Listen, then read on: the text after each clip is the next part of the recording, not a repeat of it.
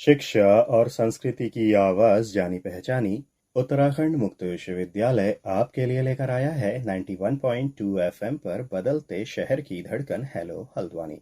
दोस्तों, हेलो हल्द्वानी एक सामुदायिक रेडियो है जिसे 91.2 मेगाहर्ट्ज की फ्रीक्वेंसी पर आप तक उत्तराखंड मुक्त विश्वविद्यालय लेकर आता है।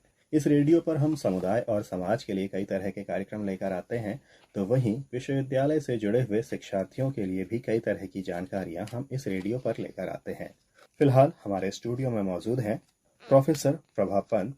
तो प्रोफेसर पंत, आपका बहुत बहुत स्वागत है हेलो हल्द्वानी के स्टूडियो में। धन्यवाद। तो प्रोफेसर पंत का अगर मैं परिचय अपने श्रोताओं के सामने रखूं, तो प्रोफेसर पंत साहित्य जगत की एक नामी हस्ती रही हैं और वर्तमान में अगर देखा जाए तो आप शिक्षण कर रही हैं और बीते 28 सालों से आप शिक्षण करती आई हैं। पहले आप पिथौरागढ़ में रहीं और वर्तमान में आप विभागाध्यक्ष हैं एमबी राजकीय स्नातकोत्तर महाविद्यालय हल्द्वानी में। इसके अलावा आप आकाशवाणी से जुड़ी रही, रंगमंच से जुड़ी रही और साथ ही आपने एक मंच संचालन आपने किया है और इसके अलावा आप साहित्य के क्षेत्र में राष्ट्रीय पुरस्कार से भी आप सम्मानित रही हैं। तो जैसे प्रोफेसर पंत, आप साहित्य के क्षेत्र में जुड़ी रही, इसके अलावा शिक्षण भी आपका क्षेत्र रहा है, तो कैसे आपकी जो रुचि है साहित्य और शिक्षण के क्षेत्र में जुड़ी? मैं लेखन कार्य तो बचपन से ही करती थी ना, जैसे लिखना, पर कभी किसी से मैंने साझा नहीं किया। पढ़ने का बहुत शौक हमेशा से रहा और जब से शिक्षा के क्षेत्र में आई हूँ, अध्यापन के क्षेत्र में जब से मैं आई हूँ, मैं शोध पत्र लिखा करती थी। फिर उसके अलावा मैं पीएचडी बच्चों को कराई। बाल साहित्य से संबंधित चीज़ें मुझे पढ़ने का मौका मिला, उनके जो कार्यक्रम थे वहाँ जाने का अवसर मिला। बाल पत्रिकाएं तो बचपन से पढ़ी हुई थी और बाद में जब मुझे जाने का मौका मिला, उदय करोला आपने नाम सुना होगा, अल्मोड़ा के हैं और बच्चों के लिए बहुत काम वो कर रहे हैं। बाल प्रहरी पत्रिका आती है, तो वहाँ बहुत से बाल साहित्यकारों से मेरा परिचय हुआ। तभी मैं बाल साहित्य पर लिखती नहीं थी, पर पहली बार जब पंक्ति मेरे हाथ से बच्चों के लिए आई थी तो उसी एक कार्यक्रम में आई थी, मुझे याद है। और यहाँ से शुरू हुई थी वो कि आनंद अमृत पीने दो, बच्चों को बचपन जीने दो। हाँ, अभी तो ली अंगड़ाई है, प्रातः की लाली छाई है, कलियों को मुकलित होने दो, बच्चों को बचपन जीने दो। ये शुरुआत की मेरी बच्चों के लिए लिखी हुई पंक्ति, पहली बार की पंक्तियां थी ये, जो उसी बाल का जो उनका वार्षिक समारोह था वहां पर ये बच्चों को देखकर जागी थी अंदर से कि किस तरीके से बच्चे सीख रहे थे वहाँ चीजें। तो शुरुआत तो मेरी बाल साहित्य के लिए वहां से हुई। तो जैसे आपने बात कही कि आपके बाल साहित्य की शुरुआत उदय करोला जी के एक मंच से रही है, तो अगर बात की जाए, आपने जैसे बाल साहित्य में बच्चे मन के सच्चे आपका एक कविता संग्रह रहा है और इसके अलावा बचपन जीने दो ये आपका कविता संग्रह रहा है और इसके अलावा भी कई तरह के आपके कविता संग्रह और साथ ही जो बाल कथा संग्रह हैं, जैसे अगर हम बात करें तो परी हंसावली एक बाल कथा संग्रह है। तो इस तरीके से जो आपने बाल साहित्य की जो रचना की, तो एक्चुअली क्या होता है कि बाल साहित्य के लिए आपको जो सोचना होता है वो एक बच्चे की तरह ही सोचना होता है। तो जो आपका मनोविज्ञान है वो बच्चों के स्तर तक जैसे जाता है, तो इसके पीछे कोई वजह रही है या कुछ खास कोई घटनाक्रम रहे हैं जिससे कि आप बच्चों के मनोविज्ञान तक इतनी सरलता से आप घुल मिल गई हैं? हाँ, उसका कारण बहुत प्यारा सा सवाल आपने किया। तो इसके लिए मुझे अपने बचपन में जाना होगा। मैं ना जब छोटी थी, मुझे तब से बच्चे, मैं खुद भी बच्ची थी और ना मुझे बच्चों की कंपनी बहुत अच्छी लगा करती थी। बड़ों को मैं बड़ी गुपचुप होकर देखती थी, लोगों के बीच में बोलना मुझे बिल्कुल नहीं हो पाता था। बहुत, जिसको कहते हैं ना अंतर्मुखी, वो मेरा मूल स्वभाव रहा है। और बच्चों के बीच में मैं खुलकर बोल पाती थी, बच्चों को भी मेरे साथ बातें करना बहुत अच्छा लगता था और कोई भी काम वाम कराना बड़े आराम से कराती थी। मेरी माँ अक्सर मुझे जब नाराज होती थी तो कहती थी, यो तो ना मुसन के हाउ लगे तो लेकिन पर मुझे बहुत अच्छा लगता था उनसे, उन्हें कुछ कुछ सुनाते हुए, पढ़ाते हुए। बच्चों को मुझसे पढ़ना बहुत अच्छा लगता था। तो ये करते करते तो बाल मनोविज्ञान के तो मैं करीब रही, क्योंकि मैं जब बच्ची थी और मैं खुद चीज़ों को सोच रही होती थी, उस स्तर पर जाकर मैंने देखा कि बच्चे कैसे सोचते हैं, उन चीज़ों को जाना। बच्चों के सानिध्य में रही, इसलिए मैंने बच्चों को जाना। जब शिक्षण के क्षेत्र में आई और शोध कार्य कराने लगी, और जैसा कि मैंने आपसे कहा कि मैं बाल साहित्य के कार्यक्रमों में जाने लगी, तो मैंने देखा कि लोग बाल साहित्य के नाम पर कुछ भी लिख रहे हैं। उन्हें लगता है बच्चे हैं, कुछ भी लिख दो उनके बारे में आप। तो जो मुझे बहुत अच्छा नहीं लगता था। जब मैं शोध कार्य करा रही थी उस दौर में काफ़ी कुछ मुझे पढ़ने का मौका मिला, और अब मेरे जो शोधार्थी होते थे उन्हें भी जब मैं पढ़ने को देखती थी और हम चर्चा करते थे लेकर, तो उनका भी मुझे उसके बारे में उसी तरीके की प्रतिक्रिया मिलती थी। फिर लिखती तो मैं थी, सामने नहीं लेकर आई थी। तब जाकर फिर मैंने कलम उठाई। कहाँ से? शोध पत्र लिखकर बच्चों के लिए कि कैसा लिखे, बाल साहित्य को दिशा कैसे मिले। तो ऐसे मैंने बाल साहित्य के लिए लिखना पहले शुरू किया। जो आप ये मौलिक रचनाएं देख रहे हैं, बाल कहानियां या बाल कविताएं, वो सब बहुत बाद में हुआ। जैसे अगर हम आपका बच्चों से जुड़ाव की अगर बात देखते हैं, तो बच्चों से जो जुड़ाव रहा है आपका, कई मंचों पर हमने देखा है कि बच्चे वर्तमान में भी अभी भी आपसे काफ़ी अटैच रहते हैं, काफ़ी जल्दी घुल मिल जाते हैं बच्चे आपके साथ। तो कहीं ना कहीं जो आपके अंदर का जो व्यक्तित्व है, कहीं ना कहीं लगता है कि जैसे कहा भी जाता है ना कि आपको बच्चों से जुड़ने के लिए खुद को भी बच्चा बनाए रखना होता है। तो बच्चों के साहित्य को लिखने के लिए, जैसे आपने बताया कि आप खुद भी आप अपने बचपन से ही शुरुआत करती हैं करके, तो कहीं ना कहीं आप अपने बचपन को याद करते हुए बाल साहित्य लिखती हैं। तो जब आप बाल साहित्य लिखती हैं तो कोई खास चुनौतियों का सामना आपको करना पड़ता है, या फिर सीधे ही आपके मन में अनायासी ये सारे? हाँ, नहीं, आता तो अनायास है। मेरे लिए कोई चुनौती बिल्कुल भी नहीं है, क्योंकि ना मैंने, चाहे वो बाल साहित्य हो या प्रौढ़ साहित्य हो, जो भी साहित्य हो, इसको मैंने चुनौती की तरह कभी नहीं लिया है, क्योंकि मैंने लिखने के लिए लिखा ही नहीं है। जब सहज रूप में अपने अंदर से कुछ निकलता है ना, तभी मैंने लिखा। और जो बच्चे कहते हैं, मैं उनके बीच में रहती हूँ, उनको जानती हूँ, उनके मन को समझने की कोशिश करती हूँ। आपने खुद ही कह दिया कि आपने देखा है कि बच्चों से बहुत लगाव रहा है, और बच्चे भी मुझे बेहद प्यार करते हैं। तो अपनी बातें वो साझा करते हैं, और उनके जो सवाल होते हैं, उनके जो जिज्ञासाएं होती हैं ना, वो मुझे प्रेरित करती हैं कुछ लिखने के लिए। और जब मैं मंचों पे गई, वहाँ मुझे लोगों ने कहा, मैम कुछ आप भी सुनाइए। पहले तो मैं केवल वहाँ जो विषय विशेषज्ञ के रूप में व्याख्यान ही दिया करती थी, लेकिन फिर उन्होंने कहा आप भी कुछ सुनाइए। तो बच्चों के लिए कविताएं पढ़ना या गीत गाना मैंने शुरू किया। तो वहाँ मैंने देखा जब कार्यक्रम हो जाता था तो बच्चे आकर मुझे घेर लेते थे। उनके टीचर्स हैं, वो कहते थे मैम आपकी कोई पुस्तक है तो हमको दे दीजिए, ये हमको भी चाहिए। और पुस्तक मेरी कोई नहीं थी, तो मैं उनसे कहती थी अपना ईमेल आईडी दे दीजिए, मैं लिखवा दूंगी। जिनके पास ईमेल आईडी नहीं होती थी वो कागज कलम लेकर लिखा करते थे। तो मुझे लिखने की और किताब छपवाने के लिए जो मुझे अभिप्रेरित किया, वो इन लोगों ने किया कि हाँ बुक होनी चाहिए। तमाम लोगों ने बार बार मुझसे कहा, तब ये फिर मैंने इनको पुस्तकों में लाना शुरू किया। ये इसकी प्रक्रिया रही है। जैसे हमने जब भी आपका साहित्य देखा है, या फिर जितना भी आपके साहित्य को समझा है, ख़ास तौर पे बाल साहित्य की अगर हम बात करें, तो बाल साहित्य में जैसे जो बच्चों की जिज्ञासाएं होती हैं, जो उनके नैसर्गिक सवाल होते हैं, उन सवालों को आपने अपने बाल साहित्य में बखूबी पिरोया है। तो अगर हमारे जो श्रोता, अगर इस वक्त कोई अभी रेडियो सुन रहे हैं, वो आपके किसी बाल साहित्य को या बाल कविता को या बाल कथा को अगर सुनना चाहें जी, तो एक बार। हाँ, मैं आपको एक कविता सुनाती हूँ, और उसमें आपको एक बच्चे का मन दिखाई देगा। क्योंकि मैं मानती हूँ ना कि हम जब बड़ों की बात करते हैं, आज समाज में आप देख रहे होंगे किस किस तरीके से आज है चुनौतियां समाज में।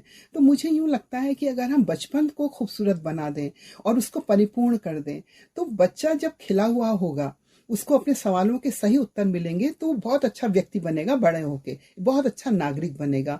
हम जैसा राष्ट्र चाहते हैं, अगर हम बच्चों को वैसा बना पाएं, तो तब वो हमारा स्वप्न साकार हो सकता है। मैं एक कविता आपको सुनाना चाहती हूँ, पेड़ है इसका शीर्षक। माँ मुझको भी खुरपी दे दो, मैं भी पौध लगाऊंगा। माँ मुझको भी खुरपी दे दो, मैं भी पौध लगाऊंगा। सींचूंगा पानी से उसको, मैं भी पेड़ उगाऊंगा। पेड़ बड़ा जब होगा मेरा, चिड़िया नीड़ बनाएगी। आम लगेंगे पेड़ पर, वो कुतर कुतर कर खाएगी। फुदक फुदक कर खेलेगी, मिलजुल कर मौज मनाएगी। पेट भरेगा जब उनका, खुश होकर गीत गाएंगी। तो बच्चे जो देखते हैं चीजों को, तो वैसा करते हैं कि बच्चे पेड़ से जुड़े। हम पर्यावरण की बात करते हैं, हम वृक्षारोपण की बात करते हैं। तो मुझे लगा हम बचपन से ही जब अपने आसपास बच्चों को लेके, तो बच्चों के मन में वो भाव जागे कि कैसे हम पेड़ क्यों लगाने चाहिए। वहां से उसके मन में ये प्रश्न पैदा हो, वो जाने इस पेड़ से क्या क्या होता है। तो बाल मन में जब हम इस बीज को बो देंगे, तो खुद ही वो पेड़ उगाने लगेगा। ये मेरे मन में भाव था इस कविता को लिखते हुए। तो कहीं ना कहीं अगर देखा जाए तो एक बच्चे को पर्यावरण के प्रति भी जागरूक किया जाना ज़रूरी है, क्योंकि आने वाले भविष्य में हमें कई सारी पर्यावरणीय समस्याओं का भी सामना हमें करना है। तो उसके लिए अगर अभी से बच्चे तैयार होते हैं तो एक बहुत अच्छी बात ये कविता के जरिए आपने बच्चों के लिए रखी है।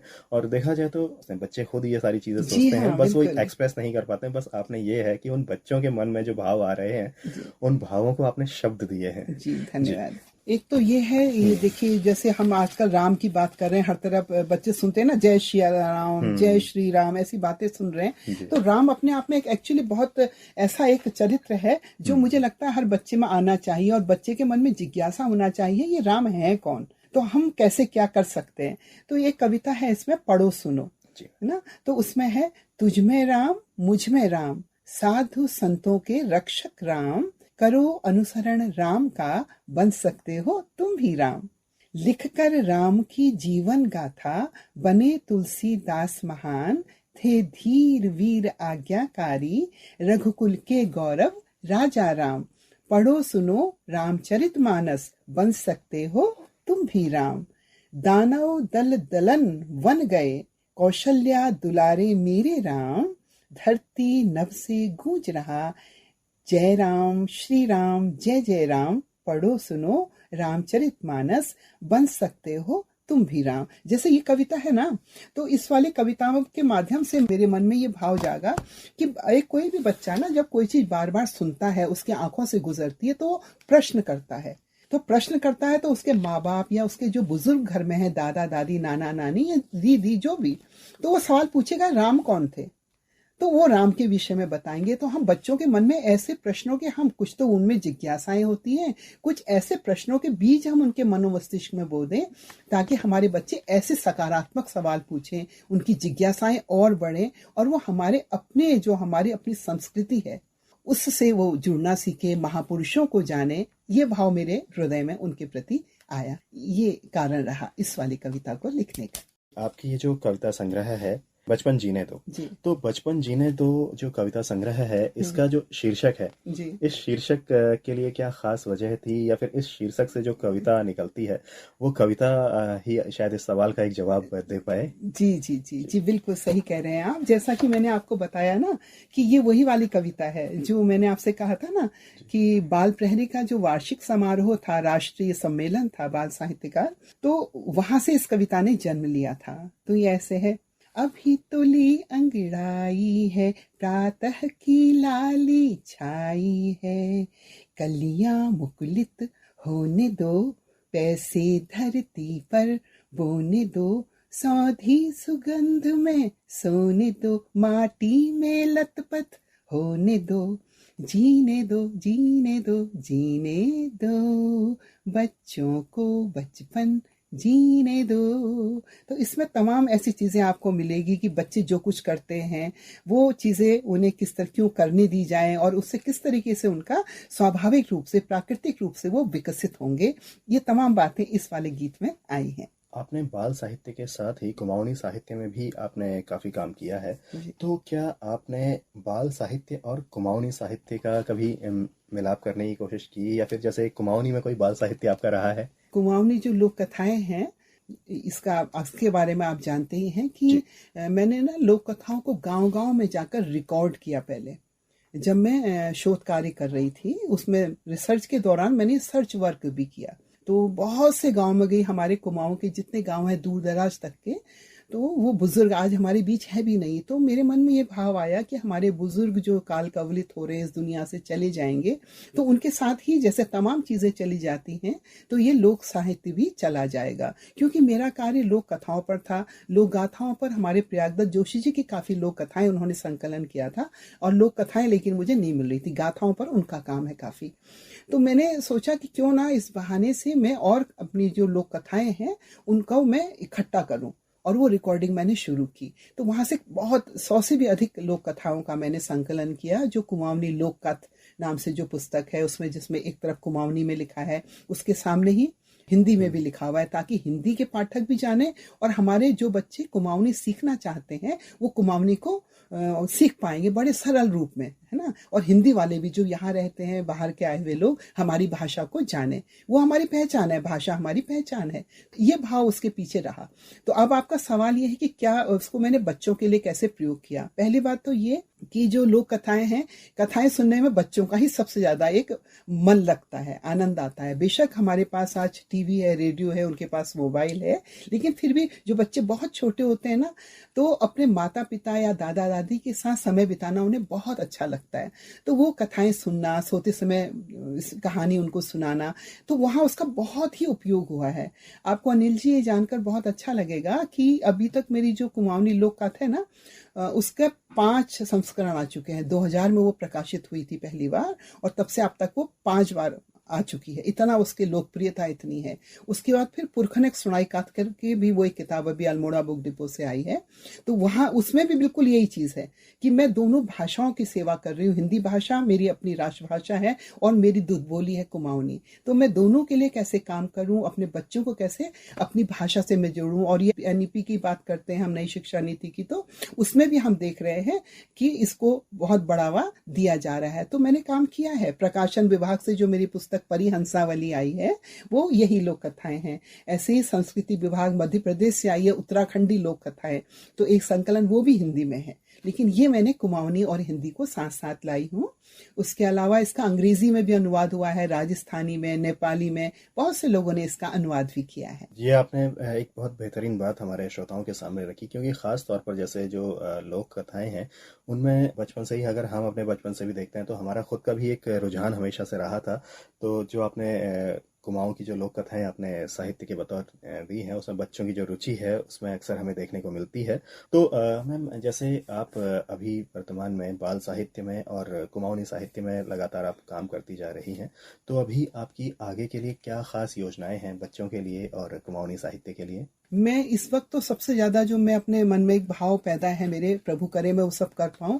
मैं आने वाली पीढ़ी के लिए ना अपने शोधार्थियों को तैयार कर रही हूँ, क्योंकि हमेशा मैंने तो रहना नहीं है ना। वो बीज में कैसे बोऊं बच्चों के मन में कि वो बच्चों के लिए काम करें। तो इसीलिए मैंने शोध कार्य कराना शुरू किया। यहाँ के जो अभी जैसे एक बच्ची का अभी मौखिकी होने जा रही है, रेखा नाम है उसका, उसने किया है जो 21वीं सदी की जो बाल कविताएं हैं उनमें मूल्य बोध, उससे पहले समकालीन कहानियों का समीक्षात्मक अध्ययन, और 21वीं सदी की जो महिला बाल साहित्यकार हैं उनके साहित्य का समीक्षात्मक अध्ययन, इस तरीके से मैं बहुत काम करा रही हूँ। और बाल साहित्य में विज्ञान, इन विषयों को लेकर कि बच्चे जाने कि बाल साहित्य खाली यूं ही खेल नहीं है, बल्कि उसके माध्यम से हम बच्चों को बहुत कुछ सिखा सकते हैं। एक साहित्यकार कैसे उसको दिशा मिले, ये उस मेरा ध्येय है।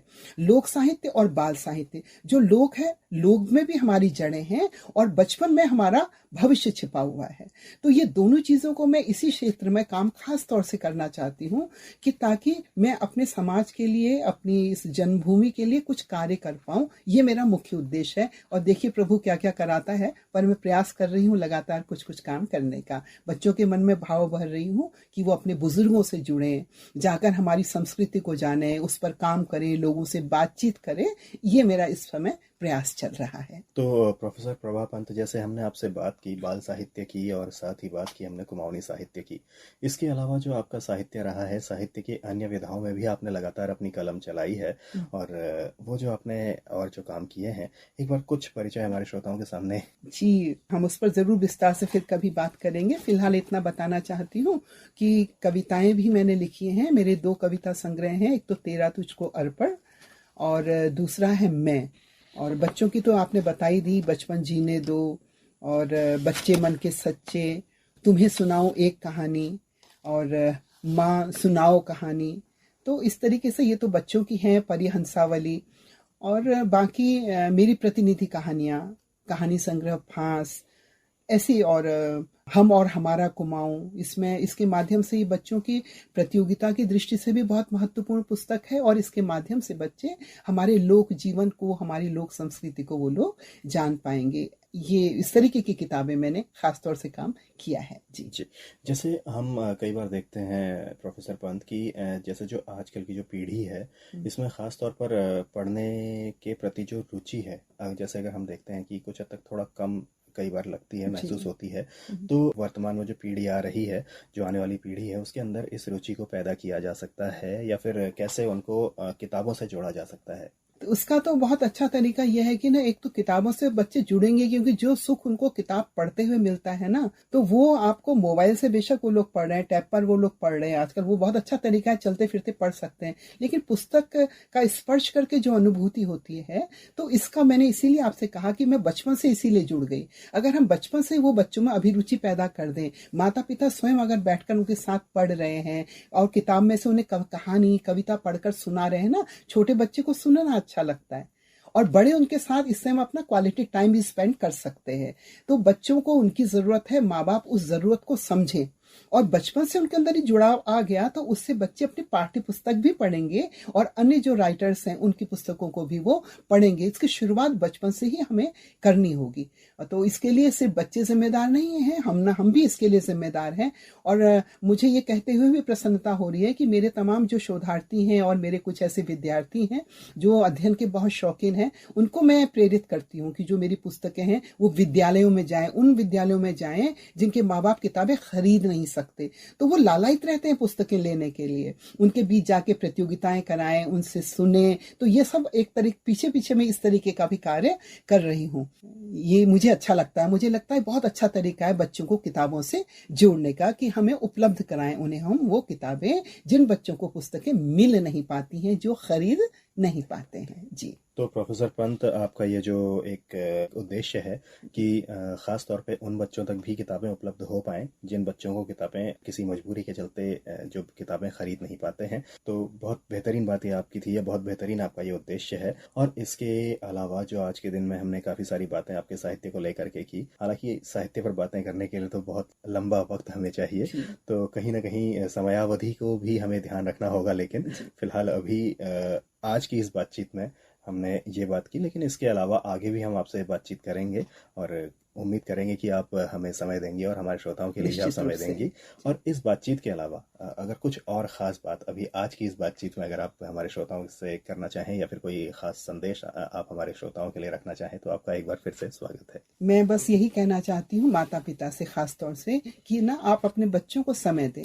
आप बच्चों से जो शिकायतें करते हैं तो एक बार आप जरूर आत्म आकलन करें कि आप जो हैं स्वयं वो कार्य कितना कर रहे हैं। आप अगर अपने को देखेंगे तो आप जान पाएंगे जिन बच्चों से आपको जो शिकायतें हैं, दरअसल वो आपके जीवन में रची बसी है। आपको देखकर बच्चे आपका अनुकरण करते हुए वो कार्य करने लगते हैं। इसलिए जैसा आप अपने बच्चों को बनाना चाहते हैं, आप वैसा व्यवहार कीजिए, वैसी बातें कीजिए, उनको वैसा परिवेश दीजिए। बहुत बहुत धन्यवाद आपका। तो श्रोताओं, ये थी प्रोफेसर प्रभा पंत, जो कि एक साहित्यकार रही हैं, कहानीकार रही हैं, कवयित्री रही हैं, और इसके अलावा ख़ास तौर पर ये शिक्षण से जुड़ी हैं। और उसमें अगर साहित्य की बात की जाए तो बाल साहित्य और कुमाऊनी साहित्य से ये विशेष तौर से जुड़ी हैं। और इसके अलावा साहित्य में इन्होंने और भी काम किया है, इस बारे में हम फिर कभी बात करेंगे। तो फिलहाल प्रोफेसर पंत, आपका बहुत बहुत धन्यवाद हमसे और हमारे श्रोताओं से। आपका भी बहुत बहुत हेलो हंजानी का धन्यवाद, और जो श्रोता सुन रहे हैं उन सब का बहुत बहुत धन्यवाद। आपको हार्दिक शुभकामनाएं। जी, तो श्रोताओं, इसी के साथ मैं अनिल भी चाहूंगा आज के इस कार्यक्रम से इजाजत। फिर आपसे मुलाकात होगी, तब तक के लिए नमस्कार।